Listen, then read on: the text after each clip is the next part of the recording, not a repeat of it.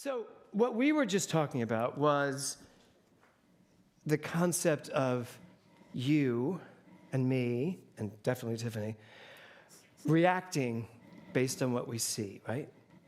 Because we just tend to want to or think we know what it is we're looking at. So I want to ask you all, you're going to only get one chance to see this for the first time, but I'm going to let her answer. Just as soon as you see this picture, tell me what you see, okay? Are you sure you want to go here? My mind can be a dangerous place. We're all fine. There's not a child in the room, is there? Childlike people? Yeah. Okay, here we go. Ready? Yes. What did you see? Okay, I see two things. I see... No, just first thing you saw. Well, Go ahead. I see the man in the sombrero with the guitar and the woman with the thing on her head. Okay. What did you see? David? You saw two old people. How many people saw two old people first? You didn't see the two old people? I told you my mind is a very dangerous place. But did you see, now do you see? I saw the two old people too, but I saw So you were able to see. I saw both at the same time. How many of you saw both at the same time? You're so evolved. It's pretty cool though, isn't it? Yeah. I love that. You're like, oh, I saw that too. Yeah. So here's the thing. Just taking this into consideration, our predisposition is we have a tendency to see things and judge them immediately based on our stored memories, based on all the things that we have had happen to us in our lives. And so we react a certain way. And we actually see based on what our memories are telling us to see. We were actually just talking about this last week, that because we're getting so much information, there's so much, did you know that you can always see your nose? You can always see your nose. Your eyes are picking it up. But because our brains are so, you would get dizzy if your eyes were able to see that too. But if your eyes could see everything that was going on around you. And so the brain gets really good at filtering out what it views as not being needed so that you're seeing the picture in front of you. So you're actually getting little second by second, or probably less than second by second, snapshots of what you're seeing in front of you. Do you know what else? What? Your brain operates 15 seconds behind what's going on. Your brain sees what happened 15 seconds ago at all times. Your brain never sees in the exact moment. What if, so the images you see are from 15 seconds ago, which is a good reason why we should really give ourselves time to adjust to what we're seeing, right? So if everything we see is 15 seconds ago, you're 15 seconds ago right now to me. I don't know what you're going to do in 15 seconds. I mean, but think about that. Isn't that fascinating? So if everything is 15 seconds ago, what if we gave ourselves 15 seconds to adjust, to see what's really going on, to get a real sense of what's going on? So the title of my talk today is What You See, ... Now, I have a question for all of you, including Tiffany. When I say what you see, what do you think? Is what you get. Everybody? What you see is what you get? Is that what everybody thinks when they think of what you see, ... What if I were to tell you that what you see is not what you get? I was just thinking, isn't always what it seems. Okay, what you see isn't always what it seems. So I have all these quotes about what you see, and you're my guinea pig today, my metaphysical guinea pig, for us to just talk about these quotes. So the first one actually is, what you see is what you see. Janet's like, I don't like that quote. Okay, Frank Stella. Now what Frank Stella is, interestingly enough, he's an American painter and a sculptor, and he is into minimalism. So his whole concept is to really pay attention to what I see. And what I see is I'm looking at Carolyn right now, and I know what her hair looks like. It's very lovely. I get the scarf. But very often, I'll look at Carolyn, and if I hadn't really taken this moment, I couldn't tell you what she's really wearing. I can't tell you what most of you are wearing, and yet I've greeted most of you today. I know Janet's wearing a red sweater because she came to my house early this morning. So, but what we see is really what we see, or this is how I want to say it. So what I see is what I see, and I don't often see a lot. That's our truth. We don't often see a lot. And frankly, what we see is 15 seconds ago. So we're actually not current in our minds. So why am I bringing all of this up? Because we are living in a world where the idea of what you see is what you get is so prevalent, and yet we're not seeing accurately. And as you were saying, to appreciate what's beyond what we're seeing. We're living in a world right now where it's a little difficult to appreciate a lot of things because we are inundated with tough times. You know, and I know most people know this, and I'm actually not, I'm doing great. Kevin and I are doing great, and we feel great, but this is the weekend where Nora passed. Yesterday was her accident, and this Wednesday will be the day she has passed. And it's been 5 years. My little tattoo of my 5, which she designed, but it's been 5 years. And for me this weekend, you know, Kevin and I, last night we were sitting on the couch and the new Doctor Who came out. Anybody watch Doctor Who besides Kevin and I? Okay, good. Manny, of course. Yeah. So Doctor Who, that's like, we love Doctor Who. It's our family thing. Nora, Will, me, Kevin, we watch Doctor Who every single week. And a brand new one came out with David Tennant, which was amazing. And so I'm sitting on the couch with Kevin. I'm having a delicious old-fashioned, because I'm allowed 1 drink a night if I choose. So I had an old-fashioned, and we're just having it. And I turned to Kevin and I said, this day couldn't be more perfect.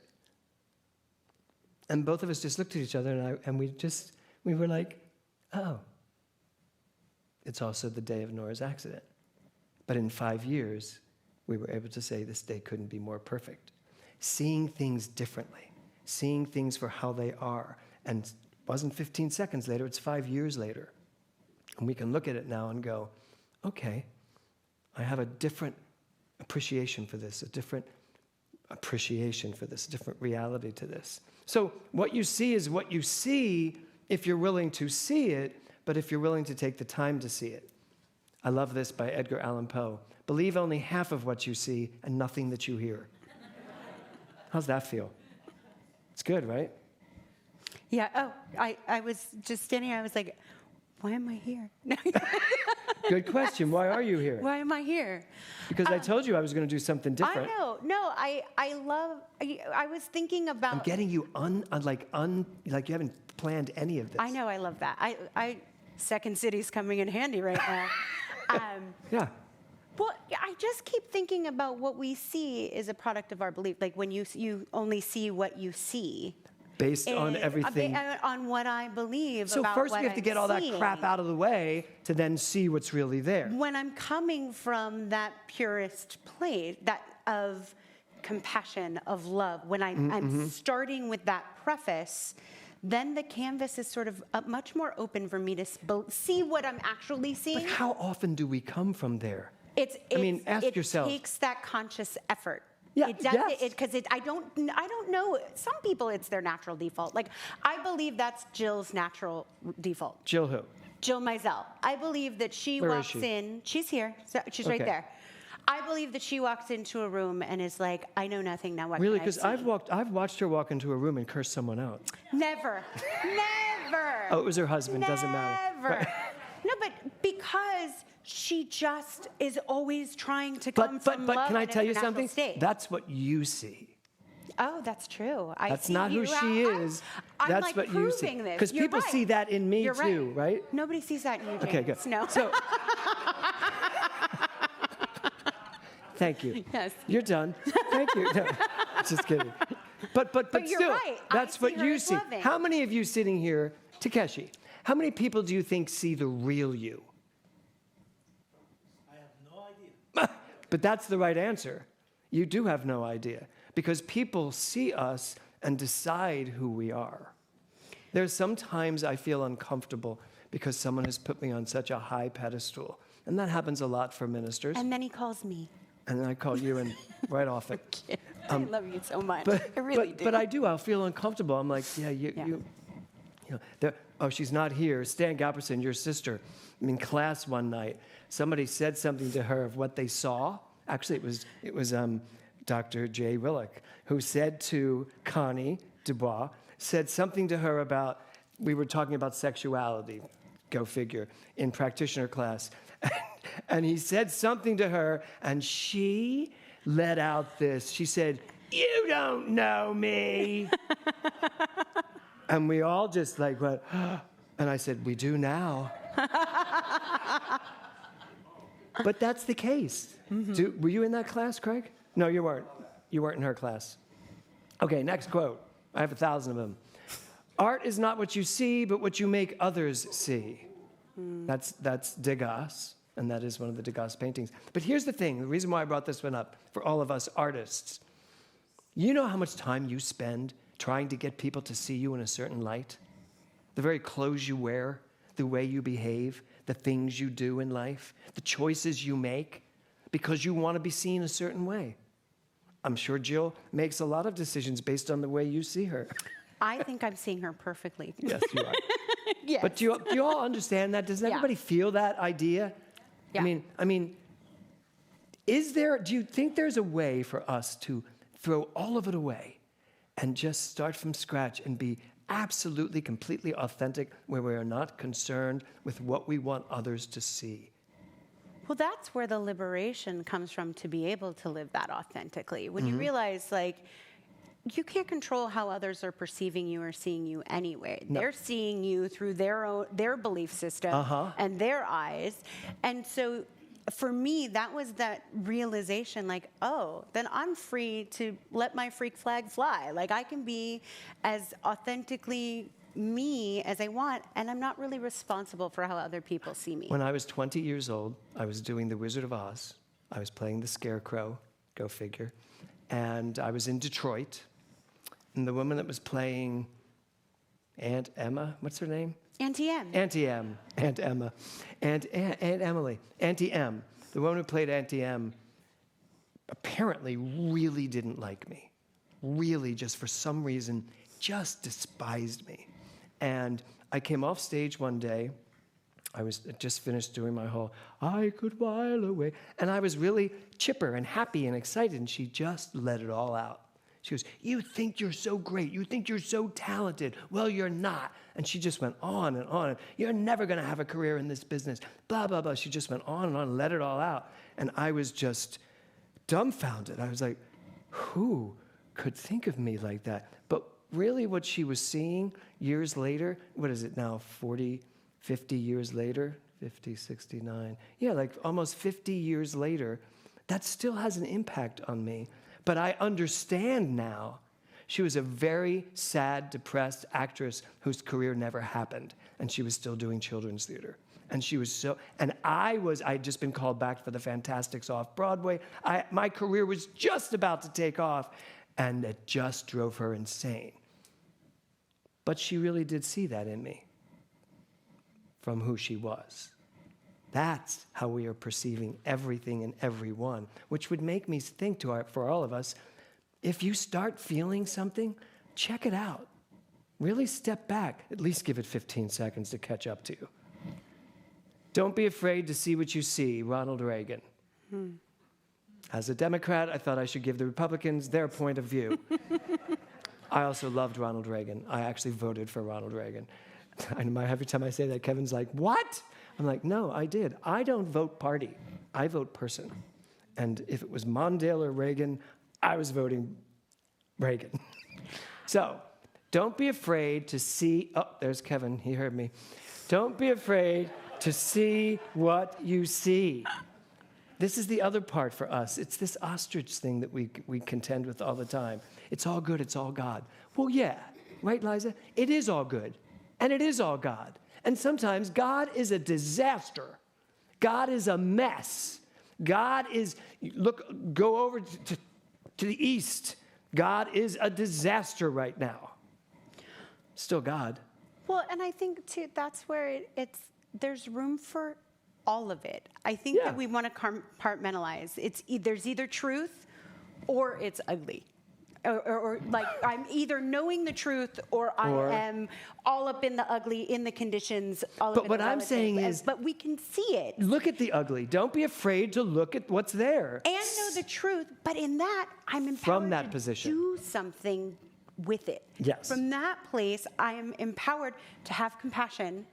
And also, highest and furthest sometimes. Right. Like, I have the ability, sorry, I'm very passionate about this one. This has come up a lot in my life right now. I can know the truth, and I do know the truth, and I can have compassion, and I you can cannot see like what's what I see, and I yes. can see what's going on. So how's that feel? You willing to do that?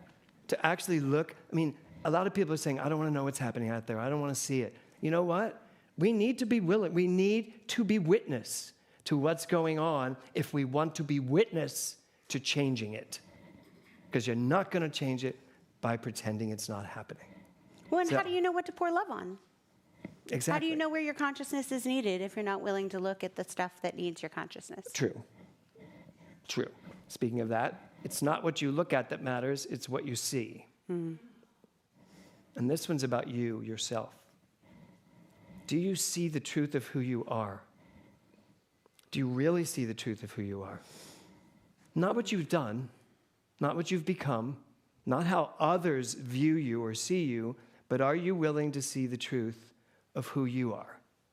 And that means you're looking beyond the relative facts. You're looking to who you are spiritually, innately. Leonardo da Vinci, it's not enough that you believe what you see, you must also understand what you see.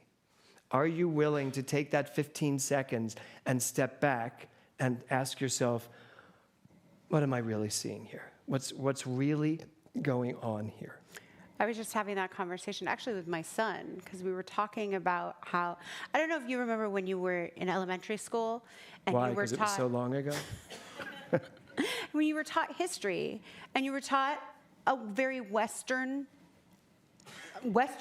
version of history. You were taught like this, and I was taught California history. You were probably taught Pennsylvania history. Like you from where you stand, you learn history from that point of view.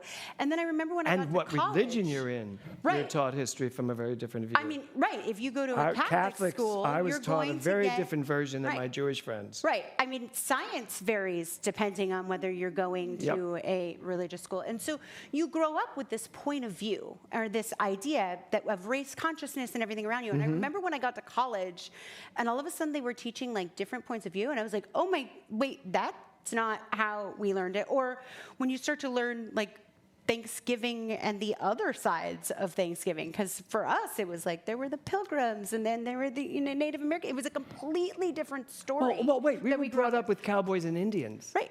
Cowboys were the heroes. Christopher Indians were the Columbus bad was guys. celebrated in our Not day. anymore. He is not celebrated now. And so you start to and so it's, you see what you see and you're told and you believe what you believe. Driving here today, Janet was talking, because Janet is a New Thought Catholic.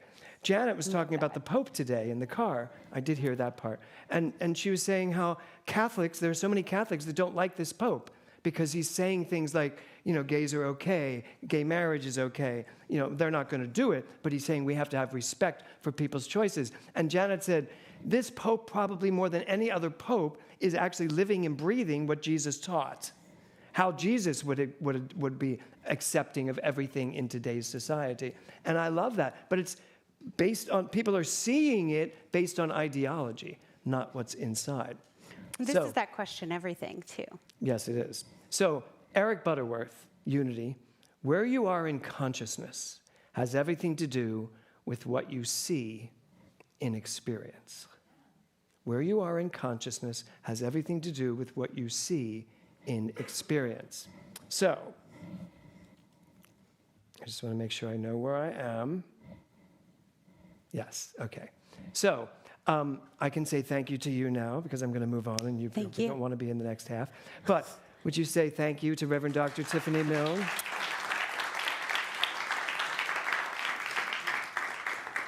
So where you are in consciousness has everything to do with, your mic's still on, everything to do with what you see in your experience. So it's not that what you see in your mind will show up in your experience. It's not. And it's also not that old saying, hi Lacey, that old saying, change your thinking, change your life, because you can't change your thinking without changing your beliefs. And when you change your belief, consciousness changes, your personal consciousness. So where you are in consciousness, what you believe about life, about yourself, about everything, is how your life is unfolding. Ernest Holmes said this, where the mind goes, energy flows. Where the mind goes, energy flows. So it really behooves you to pay attention to where you put your mind. It really behooves you to pay attention to your beliefs, to what you know, but to really, the title of my talk is What You See, to really pay attention to what you see, right, Reverend Nancy? I see this. I'm seeing two people fighting, but what am I really seeing? Am I seeing a fight, or am I seeing something else going on? You get to decide what you look at.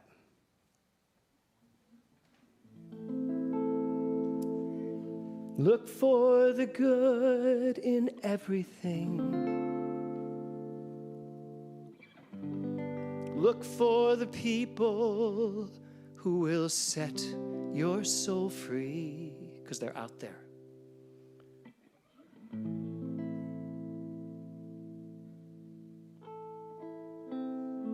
What? It always seems impossible. See, I can't even memorize impossible. Until it's done. And this is the whole point of today. Look for the good in everyone.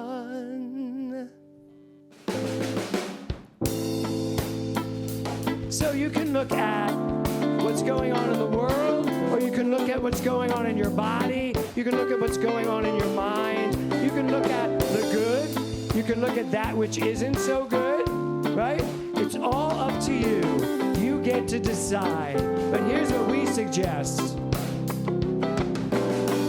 Look for the good in everything. Look for the people who will set your soul free. It always seems impossible until it's done. Look for the good in everyone. People done gone crazy. People done gone mad. People done forgot the superpowers we all have. We were born to love, not hate. We can decide our fate. Look for the good in everyone and celebrate our namaste. There's a silver lining. Silver lining. You just have to find it, find it, find it. Look for the good in everything. Join us, y'all know it by now. Look for the people who will set your soul free. It always seems impossible until it's done. What do you do, Amy? Look for the good in everyone. Everyone needs sunshine. Everyone needs rain. Everyone is carrying around some kind of pain. I see who you are. You're just like me. I see you searching for a purpose and guided by a dream. I see who you are. I'm just like you. I get lost sometimes and I forget what I came here to do. But I keep on trying. Keep on trying. When things get frightening. Everybody, come on. Look for the good in everything. Look for the people so free. It always seems impossible until it's done. Look for the good. Look for the good. Look for the good in everyone. So here's the deal. You can wake up in the morning, go for a walk and watch the sunrise, or you can answer your emails. You can go to sleep at night, but first, go out and watch the stars in the sky, or you can leave your television on and watch CNN. It's up to you. Yes, we do need to see everything, but we also need to see it from the truth, the absolute truth, because everyone is nature, everyone is God, everyone is love and light and vibration. Look for the good, look for the good. Everyone gets mad sometimes, and maybe they should. Look for the good, look for the good. Yeah, look out for all those heroes in your neighborhood. Look for the good, look for the good. Whoa, life would be much sweeter if everybody, whoa, everybody look for the good in everything. Look for the people who will set your soul free. It always seems impossible until it's done. Here we go, everybody. Look for the good. Once again. Look for the good. Everybody. Look for the good in everyone. Oh, yeah. Namaste. Thank you, ladies.